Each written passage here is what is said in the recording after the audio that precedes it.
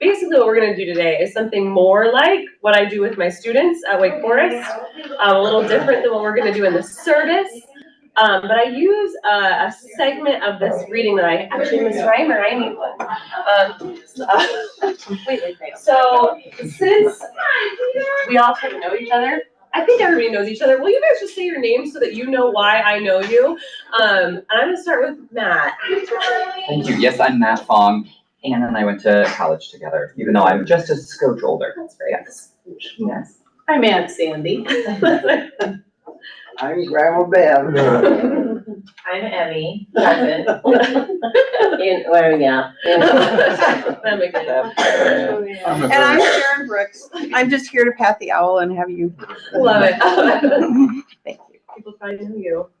Yeah, I was going through old emails and realized we started this conversation in 2018, so it's been 5 years in the making for us to get this. There was a pandemic that threw us off a little bit. But Oh, yes. Yeah. And then you guys jumped the gun and went to Omaha Presbyterian Church of the Cross. I was like, come on. Oh my God. Yeah, that was the whole thing. That was a whole thing. We thought that gig, we're gonna open with a story, actually, and we'll laugh. We're gonna open with a story since everybody knows each other. So we had booked that gig because my mom's cousin, Christy Dempsey, was the associate there.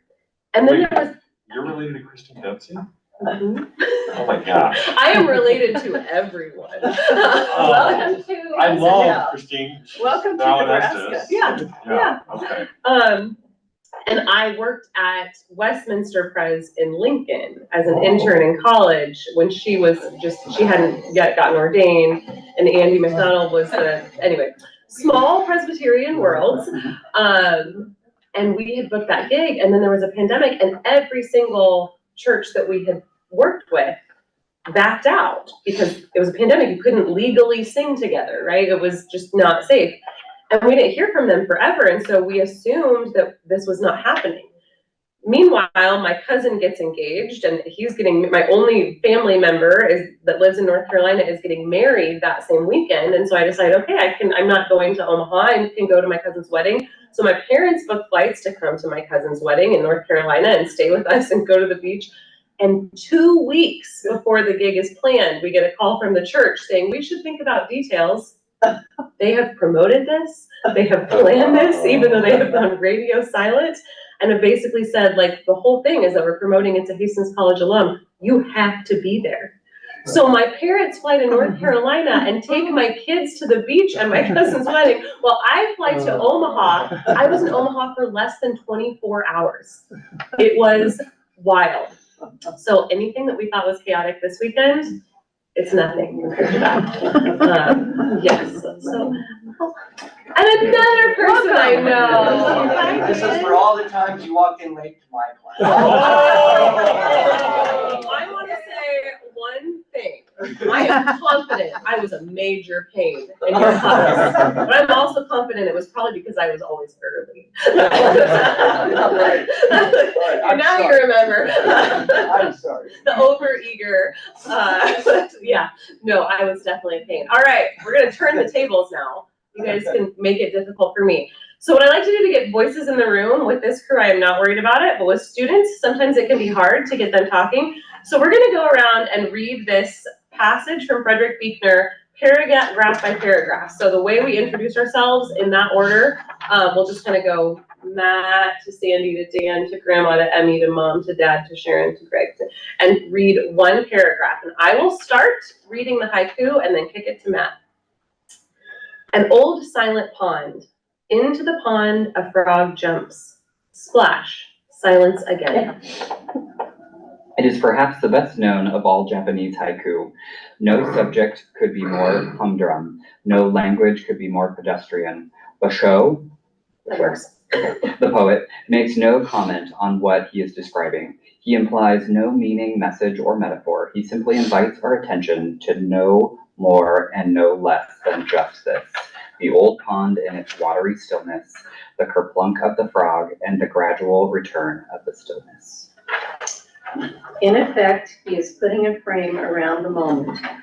And what the frame does is enable us to see not just something about the moment, but the moment itself in all its ineffable, ordinary, you got some good words. I do. Ordinariness and particularity. The chances are that if we had been passing by when the frog jumped, we wouldn't have noticed a thing, or noticing it, wouldn't have given it a second thought. But the frame sets it off from everything else that distracts us. That is the nature and purpose of frames. The frame does not change the moment, but it changes our way of perceiving the moment. It makes us notice the moment, and that is what fast show, right? Works for me. Wants above all else. It is what literature in general wants above all else too. From the simplest lyric to the most complex novel and densest drama, literature is asking us to pay attention. Pay attention to the frog. Pay attention to the west wind. Pay attention to the boy on the raft, the lady in the tower, the old man on the train. In sum, pay attention to the world and all that dwells therein. Thereby, learn at last to pay attention to yourself and all that dwells therein. The painter does the same thing, of course. Rembrandt puts a frame around an old woman's face. How appropriate for me. It is seamed with wrinkles. The upper lip is sunken in, the skin waxy and pale. It is not a remarkable face. You would not look twice at the old woman if you found her sitting across the aisle from you on a bus. But it is a face so remarkably seen that it forces you to see it remarkably, just as Suzanne makes you see a bowl of apples or Andrew wipe a muslin curtain blowing in an open window. It is a face unlike any other face in all the world. All of the faces in the world are in this one old face. Yay! Nope, turn it over. Emmy's next. I was just so excited about the Suitability. Unlike painters who work with space, musicians work with time, with note following note as second follows second. Listen, says Vivaldi, Brahms, Stravinsky. Listen to this time that I have framed between the first note and the last note, and to these sounds in time. Listen to the way the silence is broken into uneven lengths between the sounds and to the silences themselves. Listen to the scrape of bow against gut, the rap of stick against drumhead, the rush of breath through reed and wood. The sounds of the earth are like music, the old song goes, and the sounds of music are also like the sounds of the earth, which is of course where music comes from. Listen to the voices outside the window, the rumble of the furnace, the creak of your chair, the water running in the kitchen sink. Learn to listen to the music of your own lengths of time, your own silences. Literature, painting, music, the most basic lesson that all art teaches us to stop, look, and listen to life on this planet, including our own lives, is a vastly richer, deeper, more mysterious business than most of the time it ever occurs to us to suspect as we bumble along from day to day on automatic pilot. In a world that for the most part steers clear of the whole idea of holiness, art is one of the few places left where we can speak to each other of holy things. Is it too much to say that to stop, look, and listen is also the most basic lesson that the Judeo-Christian tradition teaches us? Listen to history. It is the cry of the ancient prophets of Israel. Listen to social injustice, says Amos. To head in the sand religiosity, says Jeremiah. To international treacheries and power plays, says Isaiah. Because it is precisely through them that God speaks this word of judgment and command. And when Jesus comes along saying that the greatest commandment of all is to love God and to love our neighbor, he too is asking us to pay attention. If we are to love God, we must first stop, look, and listen for God in what is happening around us and inside us. If we are to love our neighbors before doing anything else, we must see our neighbors with our imagination as well as our eyes. That is to say, like artists, we must see not just their faces, but the life behind and within their faces. Here it is love that the frame we see them in. In a letter to a friend, Emily Dickinson wrote, "Consider the lilies of the field," was the only commandment she never broke. She could have done a lot worse. Consider the lilies. It is the sine qua non of art and religion both. Sorry, Will. Thank y'all. So this is one of my very favorite readings, and I did not know this reading existed when I did my master's thesis at the Yale Institute of Sacred Music. But what I did that thesis on was how, in the ancient world, the prophet served a really important function of truth-telling and challenging us, and as Buechner points out here, framing what's happening in the world and forcing us to look at hard things, warning of us of what might happen. My master's thesis was that in the contemporary world, the artist functions as the prophet did in the ancient world. And it is very fun for me to think about how I got from that point A to where I am now. Very funny to me that my major in college was theology and the arts, and my theology and the arts professor is sitting in this very room. But I want you to think about two questions. While I tell you a little bit, most of you know versions of this story, so I'm going to adapt it to those who are in the room. But I want you to think about two questions, because I'm going to pose these questions to the group as we talk a little bit. And the first one is, thinking about Buechner's framing of framing, if you will, where have you most recently engaged in the arts or in creative practice in community with other people? So where recently have you engaged in the arts or creative practice with other people? Second question that I will pose in a little while, where do you discern the movement of the Spirit in this community? And what does that tangibly look like, or sound like, or feel like? So those are some questions to be thinking about. But since I didn't know who was going to be here, and some of you know my story a lot better than others, I'm going to recap. How did I get from point A, Hastings College, to point B, back at Hastings College, apparently? So when I was in college, there was this new program, the Vocation and Values program. Who in this room remembers Trace Haythorne? Surely we all do. I saw Trace this weekend, or this summer, not this weekend, this summer. It was wonderful. Trace and I are still in pretty, We just rejuvenated the Labyrinth and Circle Drive that oh, just started. that's awesome. Oh my gosh, I love that. Yes, so Trace and I connected this summer in Atlanta, still in close contact, but Trace was he ended up being my sort of advisor. And with him, you know, he was the director of the Vocation and Values program, and he would refuse to answer our questions, right? As my faith at that time was really bolstered by literalism and particular traditions that I had never been exposed outside of, I was really frustrated, and I would come to him with these questions. Trace, just tell me what you think. And he would say, well, it doesn't matter what I think. What do you think? And I would say, well, Trace, what am I supposed to do with my life? And he would say, I don't know. What do you want to do with my life? And I would get so fed up, and I would say back to him, well, Trace, when I look at your life, I just kind of want your job. But then what would you do?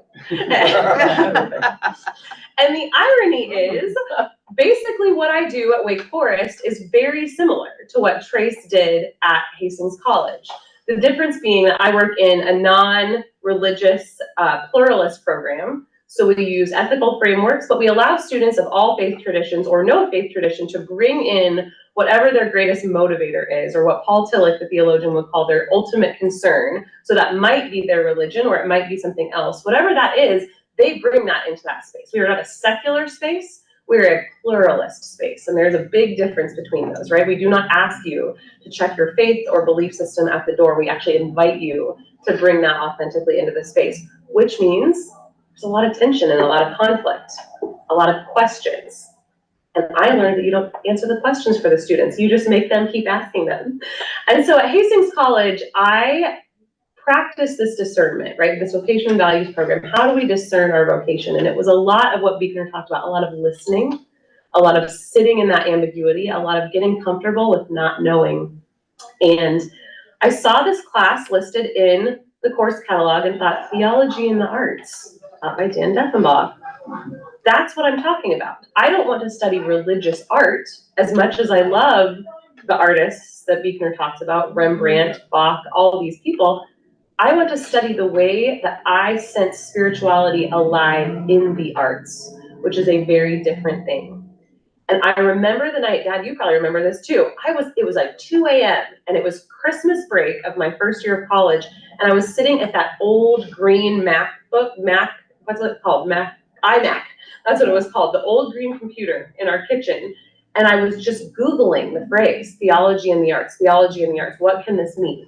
And I came upon 2 graduate programs, one of them being the Institute of Sacred Music and the Arts at Yale. And I thought, well, if Yale does it, it has to be a thing. It must be a thing. And so I worked with the administration. I created this new major in theology and the arts, continued to listen. What does that look like? What do I want to study? It took me to Germany for a year and doing things really differently than what especially my sisters had done before me, right? Being the third of 3 sisters, my whole life had not been listening to the Spirit. My life had been replicating what I already knew.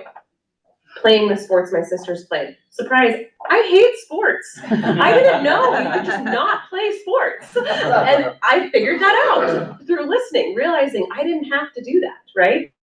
And so by listening, I sort of took these classes and went on this strange journey. And so wonderfully, with a degree in theology and the arts, I was able to apply to the Yale Institute of Sacred Music, and they let me come there. And while I was there, I wrote this master's thesis and really became curious about this exploration of how the artist functions in the world and how the arts can help us rethink and reshape our society.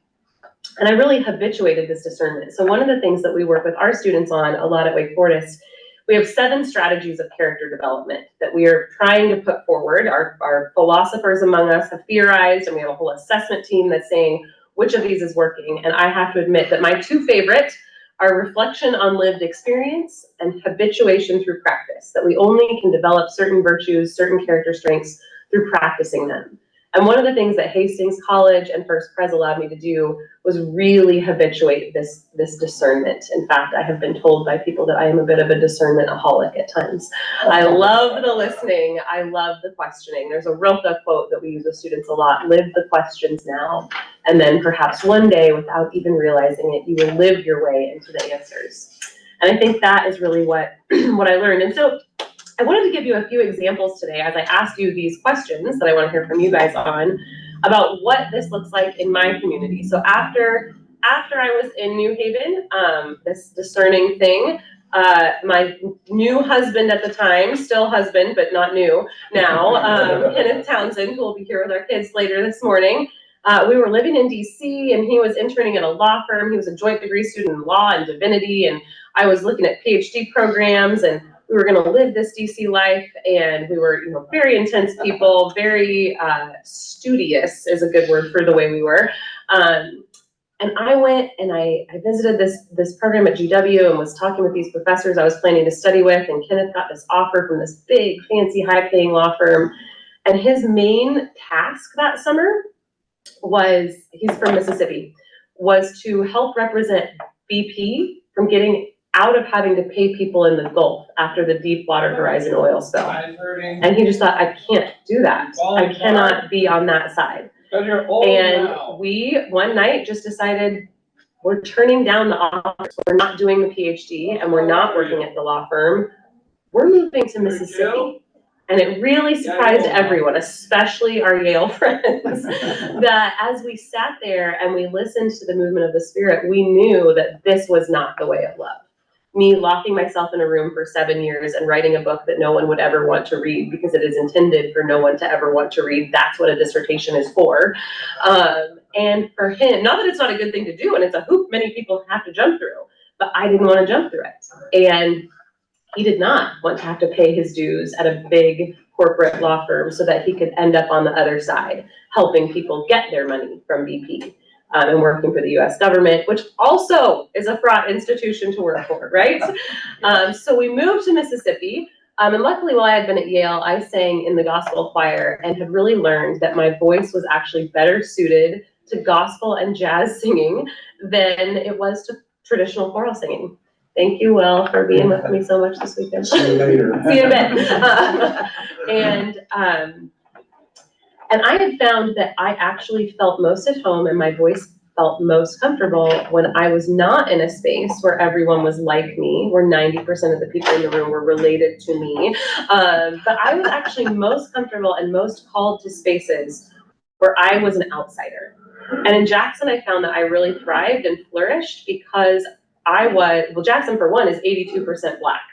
I am deeply not Black. I am very white. My children practically glow in the dark. And so it was amazing for me to be in a community where my job was to listen and my job was to learn. And again, I became a discernmentaholic. So I loved listening and I loved the discerning.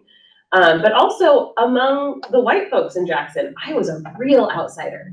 I often say that I felt like a mail order bride sometimes. So like Sarah Plainenthal, do you remember this book? Yes, because they would just think, why are you here? You're not from here. You're not Southern. Why are you even here? They would ask me that to my face. And I found that that was a really comfortable space for me, but it was really meaningful to be in a place that was still in ongoing struggle. The civil rights movement is happening now in Jackson. James Meredith used to give William, my son, when he was a baby, fist bumps at Kroger because James Meredith just eats at the Kroger cafeteria every day. This is a world where the old guard is still alive and well. And that was a place where I really came to learn that the principles I had learned in jazz music with the ensemble that you're going to encounter today could be incorporated not just into our music, but into our lives. And I'll talk about that a little bit more in our sermon. But some of the things that I have recognized is that in this space, when I am the outsider and I am the different one, or when I'm standing in that prophetic space that I wrote my master's thesis on and that Buechner talks about, I can say things, I can say true things, I can say hard things, and I can make some serious enemies. They will dig their heels in. Sometimes we are called to interrupt unjust rhetoric. We are called to call people out for saying horrendous things, but it's not always effective. I can sing those very same things, and the music allows people to soften and be transformed. And so thinking of the power of the arts to create space for us to reflect on our lives and think about, oh, maybe this is not something that I want to engage in. So that's one thing I wanted to raise up for y'all to think about today a little bit during the service. How is music allowing us to see new ideas and encounter God, self, and neighbor in different ways? I found that music allows us to create time and space, jazz music, for listening. I cannot do what I do as a jazz musician without listening to the other people on the stand. Last night we played Just a Closer Walk with Thee, and the only music we had was the word, Just a Closer Walk with Thee. We had to know and trust each other and listen to each other to know how we were going to do that. And to, again, it reinforced this idea of sitting in the ambiguity, right? I have no idea what's going to happen 90% of the time when I'm singing with these guys. But I have to trust them and I have to trust myself to be able to follow that. And that is a Hastings College lesson and a First Pres lesson that has been reinforced over the years. So again, basically, I took Trace's job, which was wonderful. And I do that now at Wake Forest. We were in Jackson for 7 years. Our friend who we had been in New Haven with came down to Jackson and said to us, what would it take for you guys to leave this meaningful life that you have built here and that you are so invested in, but to come up to North Carolina and build this new program for leadership and character with me at Wake Forest. And again, in my discernment space, I had been working in community engagement and college chaplaincy at this point at a small liberal arts college. And one of the old guard civil rights crew had said to a group of us point blank, her name's Ruby Sales, she's brilliant. This was during the beginnings of the opioid epidemic. And she just looked at us and she said, white people, get your people. We got our people. White people, get your people. Your people are dying deaths of despair and wreaking havoc for the rest of us. White people, get your people. And it really had me discerning who are my people. And I realized in that moment that they'd been Sarah Plainenthaling me since I had gotten there, right? Who are you? Why are you here? These are not my people. They loved me, they accepted me, they embraced me, but they were not my people. My people are nerdy, educated college kids who are discernmentaholics. And I could do that work at Wake Forest. And so, and Kenneth had his own discernment, that's his story to tell, which someday he can come preach here and tell that story. But we decided to move to Wake Forest, and we did that. And now one of the wonderful things is that because Michael, who started the program with us, knew that my background was in theology and the arts, my whole thing is that I get to teach ethics through the arts. So the goal, I'm gonna give you some examples of this today and leave them here with you. Because it's 2023 and no one has CD players anymore, you all get free CDs. So this is Theodicy Jazz Collective Canterbury Jazz Mass, if anyone would like CDs. This is our Vespers album, which is an album of spirituals that we recorded in Cincinnati in 2015. And then some other examples of how I do this with students. So this is, again, my whole shtick with the students is I listen to what they want, what they need. And when the pandemic started, a group of dance students, Wake Forest has this incredible dance major. So we have all these professional ballerinas running around. It's very, very unusual and really cool. But the dance students said, who am I if I'm not dancing 40 hours a week? I have no idea who I am with these shuttered studios and closed stages. And so we created a space where they could perform for one another by writing memoirs about how performance and creativity had shaped their character. These memoirs were so beautiful, these little essays, that we ended up publishing them in a book called Performing Character. And so you'll see, I write an essay toward the end of it. No, the last essay. So mine is called So the Stones Cry Out, and it's about performing in cathedrals when I myself did not know what I believed, but could hear my own voice echo back to me in that space of ambiguity. But also beautiful, beautiful essays from student performers who are reflecting creatively on who they are as people. And the last example I'll give is actually, does anybody know what kintsugi is? You guys know what it is. Kintsugi, okay, so it's this Japanese art form that bizarrely has gotten all kinds of like cultural attention lately because it was referenced on Ted Lasso, which has been a little disorienting for us. But there's an artist out of New York named Makoto Fujimura who I work with some. I went and did this kintsugi training with him in Japan, where ceramics are quasi-sacred objects. If they break a piece of ceramics, they don't throw it away. They actually repair it with liquid gold, and that repair is considered to make the item increasingly beautiful over time. So the more it is broken, the longer it is around, the more generations that hand it down, the more valuable it is believed to be. And the breaks and the fractures are considered to be a part of the beauty. So I'm gonna pass this around. This is actually, part of the reason I bring this, Jerome Dubas, my ceramics professor at Hastings College, made this piece, and I kintsugi'd it last month in New York with Mako. And so I brought that back to Hastings because it can live here. But that is a piece of Hastings College ceramics with kintsugi applied to it. And Jerome is also, his son is marrying Emmy's sister. I'm officiating that wedding. Small world. So weird. And we use that as a symbol of the virtue of resilience. Don't break it. Oh wait, if you do, it's fine. We're gonna give it. The pressure seems off. Exactly, no pressure. If we break it, we can sue you, it's fine.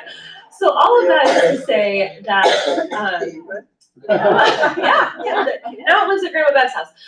So all of this is to say that I use these artistic traditions, right, to explore questions. So with our students that are going through some trauma, for example, we use this as a metaphor for resilience. We have a fellowship in principled pluralism. Students with different belief systems that are often at odds with each other's, we make kintsugi together. I teach them a workshop for this, and we talk about how by pretending we're all the same and that we all agree, it's not really working very well. But if we can actually highlight and value the differences among us, we might be able to talk about what those things are about and find some beauty in that. And so it's been really incredible in this process of listening and discerning to be able to actually do what I was called to do. People used to ask me, a degree in theology and the arts, what are you gonna do with that? Theology and the arts, that's what I'm gonna do with that. And that's one of the things that's been really cool for me. So I wanted to hear a little bit from this community, especially as I get ready to preach, on those questions that I put forward to you. The more literal, personal one, where most recently, and you can just talk at will, have you engaged the arts or creativity in a communal way? This morning was William and F. Oh, tell them, what were you doing? Diamond Art. That's right. And we couldn't find 91, so we had to use 92. Very creative response. Improvisation. I love it. Yeah, yeah. Anybody else doing collective creative work these days? Artist. Well, we just came from the Cizé, contemplative service, and we had the hospice choir there. Will was singing, and, Nice. 3 other people. I was really taken by what you said about you can say something prophetic, and really upset a lot of people, but if you sing it, same words, you know, I guess it doesn't really apply to what I'm saying, but that's absolutely true, isn't it? Yeah, I love, and we don't have to stick to these questions. The goal of these questions is to just get people thinking and reflecting, right? The example I give to this is that, and I think this is a totally fine room to say this in because I know all of these people and no one's gonna walk out and be mad at me, or if they are, they're related to me and they have to deal with me. We are recording this, we're gonna put it on YouTube. The owl knows. I think it'll still be okay. One of the things that I really encountered at Yale was the idea that God is so much more than a father, right? God is not just Jesus's dad. That is a really limiting notion of God. And in fact, that idea of God as father has limited women in the tradition of the church for years and years and years. And so one of the commitments that Theodicy had, in part because I was the one actually saying the words, we never, ever, not once, never use masculine pronouns for God. Never. And we worked in the Episcopal Church for 10 years. There's a lot in the Book of Common Prayer. They really love them some Father God. And that was not an easy shift to make. There were people who were really mad at us that we wouldn't use these words.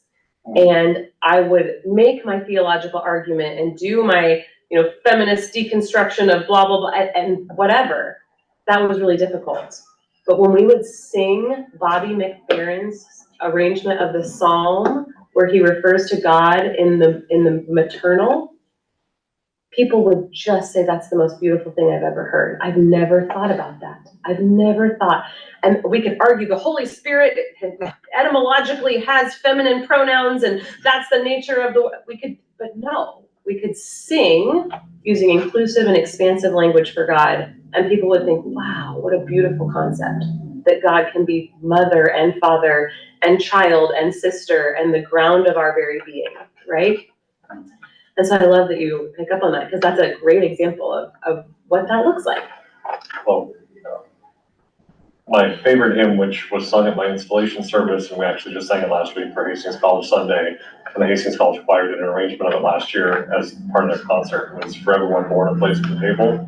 And if I got up and just spoke those lyrics from the pulpit, I would have people pretty frustrated with me. But the congregation just belts them out and talks about how much they love that hymn, and that's actually become part of the fabric of this church.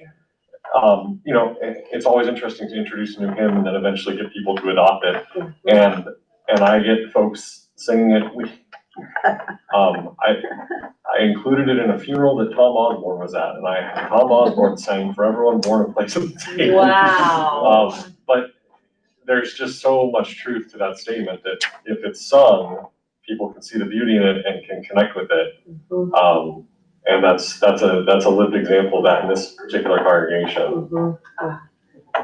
This room will love this story. The first time I ever sang For Everyone Born, it was at the welcome service at Yale Divinity School, and I cantored that song with Bryce Weedy. And this was in 2010, and Bryce and I cantored that song at Yale Divinity School's sort of welcome ceremony orientation week. And it was really cool to get to do that. It was very fun to go to grad school with Bryce, by the way. Oh my gosh. There's a lot of bread in our kitchen. Yeah, Bryce came and sang it at my installation service with me. Oh, we sang it together. That's awesome. So yeah, he's the one who, I don't know that he introduced it to me, but I heard him sing it when we worked in Louisville together. And yeah, Yeah. Oh, that's amazing. Yes. Yeah, it's a really, really beautiful piece. I've done it lots of different ways. This group has done it on a number of occasions in various places. well, the Hastings College Choir was doing a Tom Trini arrangement of it last year, and they did it at multiple concerts, and they sang it here at our church That's awesome. with a cello. Oh, beautiful. And it's just Yeah. stunning. Yeah. And so I programmed it for one of our hymns Yeah. last week, which was Hastings College Sunday. So That is very good theology in that song. yeah. And this, I'm going to tell the folks in this room part of I won't go into this in the service, but one of the questions I've been getting from people is, it seems like based on the website and that you don't sing with this group as much anymore. That is true. And the story behind that is twofold. The easy story and the simple answer, the quick answer is that when I left Jackson and moved to Wake Forest and started this program for leadership and character and had 2 little kids, and my husband and I were like getting this up off the ground, I just didn't have the bandwidth and time to keep going. We had a backup singer, incredible, Imani Grace Cooper, who mostly sings, trained gospel singer, just incredible, mostly sings at the National Cathedral, which is, we did a residency there and for a few years, and so it's been amazing to bring her in. And I was like, Imani's got this. She knows the rep. She can step in easy. I can still be sort of like one of the nonprofit holders, but the real reason, the more animating reason and the more complicated reason is this question of who has a place at the table. So when we started this conversation in 2009, again, Andy's an Episcopal priest, our pianist is an Episcopal priest, and so we've often worked in the Episcopal Church. And the goal was to say, what happens in these especially high church traditions, especially overwhelmingly white, educated, and privileged traditions, which is the Episcopal Church, and many, many traditions as well, especially mainline Protestantism. And what happens to our theology and what happens to our communities if we don't change what we're saying from the pulpit and we don't change the scriptures that we read, but we just change the arts around us. We change the setup of the chairs, we change the sound of the music, we change whose voices are included. Or one way that I would put this in certain contexts is, what if we don't only sing songs written by white men for white men's voices, as white men have been trained for 300 years, right? What happens to our ideas if we bring in new ones? And I had a seat at that table. I had my Yale degree in liturgy. I had my classically trained, chorally trained Disney princess, glimmeringly white voice, right? So I had all of those things, and I could create that space at the table. But in the 10 years intervening, a lot changed in our world. Those conversations shifted.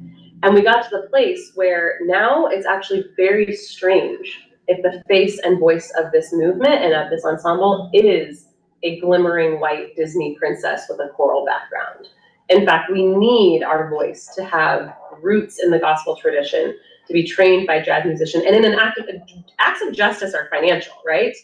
This is a well-paid gig, and I have no business taking a well-paid jazz gig from a professional jazz vocalist who can do this incredibly well. So making that shift for Imani to become our lead singer was a choice that we as the group made together in New Haven about 3 years ago.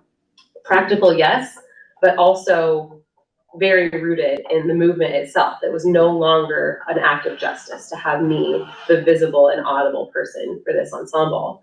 And I do want to bring it back. I worked a little bit with, do you guys know John Dominic Crossan? I did a podcast with him. I hosted a podcast when I was in Jackson. And he would hold my baby Abigail while we would like, she was a newborn. And he's amazing. He's like a solid gold human being, lovely man. And his best friends lived in Jackson, so we did all these podcasts. But he really loves and talks a lot about how of all of the versions of the Lord's Prayer, his favorite is the Presbyterians. Because Don is so focused on how we get so ethereal and spiritual about the Gospels.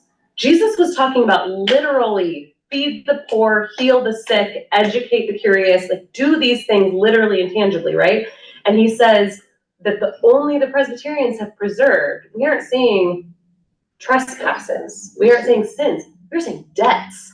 It is literally about putting your money where your mouth is. Forgive our debts as we forgive our debtors. And so even though I no longer attend a Presbyterian church, because all the Presbyterian churches in North Carolina are PCA, even though, I know it's a bummer, even though I no longer do, I still say debts, because I think that in this tradition, that preservation of the tactile, tangible financial justice piece is so important. So yeah, that brings it back to what we were doing here at First Pres. Dan, you have really good questions, so just keep us going. Well, I think this is incredible. This is such a good discerning tool, is it? Can you say more about how you Yeah. use this in discernment? Because this is beautiful. It's really amazing, especially watching humanities students who are so used to working in their heads. Mako, the artist that I work with out of New York, by the way, Mako has this great book called Art and Faith, Yale University Press. Highly recommend. Mako's art is incredible and his writing is beautiful. I highly recommend checking out Mako Fujimura. But Mako talks a lot about how one of the problems that we have in our society is that we process and ask all of our questions with our heads, and then we can't figure out how we feel about it. And he says that the way to take something from your head to your heart is through your hands. And so while the students are like reading Hannah Arendt and all these philosophers on pluralism, I step into this fellowship and I say, okay, bring something broken. And then I ask them, as they learn to repair this with their hands, to talk about how the increasing polarization and fractures in our society have made a difference in their lives. And so they talk about being estranged from their sister, or they talk about how their parents got divorced, or they talk about how their family had to move churches, or they talk about as they repair this. And suddenly we've taken these concepts that they're reading about, John Rawls and all, I mean, they're taking this and they're moving it from their hand, through their hands to their heart. And it's really amazing. And then they take one of our 7 strategies that we're theorizing and assessing at Wake Forest is moral reminders, we call it. So when having objects that help remind you of who you are and what you do. And so these students take this object with them that can remind them perpetually, oh, I've done this work and I've processed this and I've thought through this, and now I have this sort of new approach as I step back into this situation at Thanksgiving break, or and so we will do that, and we'll pose really reflective questions. And watching, I mean, Wake Forest students are achievers, and they're like wanting to prove how smart they are, and they've done their readings, and they're on top of things. And watching them sort of melt into being human beings again, it's really beautiful. So how many students around the table? So the Mako and Heijin, who run Academy Kintsugi, which is what I'm certified through, they say their goal is to have a 7-to-1 ratio. So basically you need 1 instructor for every 7 students, just practically, because it's hard, especially at first when you're reassembling the piece. I've done it with folks at Duke Divinity School. I've done it with up to 12.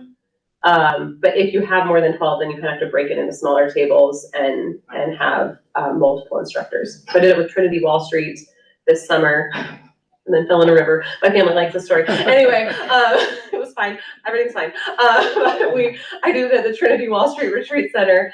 And we had like 4 instructors because there were like 40 people there. So yeah. There was a flood on the East Coast. Yeah, it was, the retreat center is below the water level. That experience? Don't go to a retreat center in a flood. It was flooding and we couldn't get out, and there was one bridge connecting the retreat center to the main road, and we had to cross a mudslide to get out of the retreat center, and I got like swept away in a mudslide. It's fine, everything's fine, I'm fine, but it was very intense. Yeah. Not something you call and tell your mother about until it's after. after, exactly, Yeah. exactly. All over It it. was. I'm so sick and have a fever. And I fell in a river this morning. Yeah, it was not great. Gotta go. It was not great. I still have my Gotta go. Oh yeah, my laptop had to be replaced. It was Kintsugi, again, you I gotta. can't kintsugi myself. And you say something about jazz is just really beautiful in terms of conversation, because you have certain parameters that you work within, right? You're playing in a certain key. Everybody agrees upon that, but other than that, no rules. Yeah, it's. And then, and it's conversation Yes. that's going on, and it's creative. You're playing off of each other, and it's one of the most, I guess, freeing feelings if you do it well. Right? Oh, it's so liberating. And again, I never know what I believe, right? Like I'm not good at creeds and dogma, but there is palpably something happening when you are on the stand with other musicians and you have to, there's no better word for it than the spirit moves, right? You have to allow that. And so I don't know what I believe, but I know something happening beyond me when I'm doing this, because we don't have a score, right? We don't sit down and say, I am going to play these notes as exactly as I can. You have a chart at most, and so there are chords, and you have to know your instrument, you have to know your bandmates, and you have to know those chord structures. And what we talk about is freedom within structure, right? You have this structure that actually allows for your freedom. It's not a free-for-all, and it's improvisation is not just sort of like showing up and making it up. Improvisation actually requires more rehearsal, because you have to know your instrument and your scale. You have to know it so well that you can intuitively play it. And so it's really liberating, right? You look at this chart, and you know that you can do anything within these bounds, which is an incredible political theory lesson as well, right? And so it's been really amazing to see what can happen when you sort of get off the page and you allow that spirit to move, and you try. And sometimes it doesn't work, right? We've crashed and burned over the years now and then. But often it does, and something really amazing shows up that couldn't have been possible if you planned for it. And I've always thought that, we have such a problem in our society with rights. Everybody's got rights, Mm-hmm. rights. But the emphasis upon responsibility has just completely been eclipsed, So in jazz, your responsibility, you have rights, right? Right. I'm using this. We all have a right to stand up and command to solo. Yeah, to be liberated, but you're not gonna go completely freestyle, right? And it just descends into chaos. There are certain agreed upon parameters that you work with. You got time, you got the tempo, you got the key that you're playing in, the length of time that you're gonna be playing. Mm-hmm. The conversation that happens in that is just, to me, is such a wonderful metaphor for democracy itself. Yeah. Not complete free form, everybody, individualism. Yeah. But individualism within certain bounds. Oh my gosh, I really love, I haven't thought of that as applied to working in higher education right now. Now I'm gonna really get myself in hot water. That's what I do. I like to set fires and then leave. But right now we have a moment where the students are all, demanding, this was offensive to me, this silenced me, this wounded me, this is my trauma. And while that is often true, and I want to honor that and respect that and help and support those students as much as possible, like you say, we've lost track of all sense of responsibility. At what point are we responsible to one another? To use the philosopher phrasing, right? What do we owe to one another? And so if we're all focused on how we are wounded and we are silenced, and we never think about how we might be the tool for inviting other people into the conversation, it's devolving into chaos. And truly, I say this all the time, I am talking about honest, character work is hard.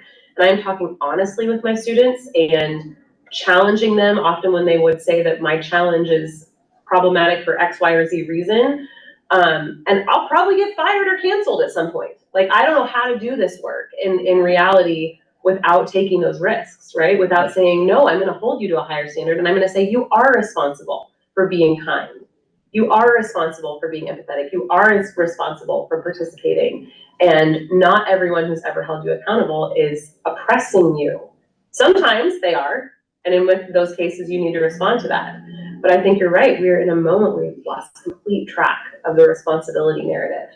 And it's really dangerous, and we're devolving into chaos.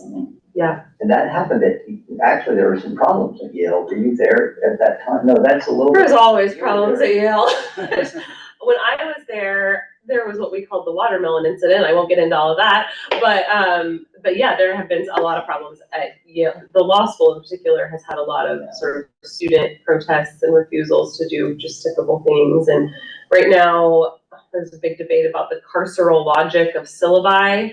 That the syllabus is a tool of mass incarceration because it imprisons you in these structures. And I don't know how to teach without a syllabus, so we're gonna keep using one, right? And so but that's why the jazz chart is a really great example of freedom within structure. Without structure, no one wants to listen to us. We're just chaotic horns that are shouting into nonsense. And there is a jazz that does that, and it just. Not fun. It completely makes you anxious. Yep. That's- Yes. It does me, at least. Yeah. I think the hope I saw from last night was you're used to listening to jazz, hearing those solos, you know, or the band. When they played the duets, you had the trombone and the alto sax, and then you had the trumpet, the tenor sax, and they're listening to each other. Yeah. So cool and so Duets. hopeful. Yeah. A Duets duet. are so much more powerful because you can see this musician is not going rogue. They are beholden to each other. Mhm. They are listening to each other. It's so much more powerful to listen to with that accountability tied to it. Yeah. Glenn, I need to be fair to you. because Yes, thank you. I know you know where preach. the clock is, and there's so much more to ask you. You've elicited lots of questions, but thank you Thank you so guys. much for being here today. All right. I appreciate it. I made Kenneth bring that kintsugi here because I don't want to take it back to North Carolina. It lives in Hastings now. So somebody take it home. Let's put it at Bev's house. Yeah. That would be beautiful. And you want me to The carry it fan. for days? That would be beautiful. For you to do. No, so that's what I was gonna say, Sharon, can I just leave this stuff here? And we Yes, can and I will tell Damon and Greg, and we will share those. Masters Yes. album and Canterbury Jazz Mass album here in the Lydia room. I know you have to appreciate. Thank you very much.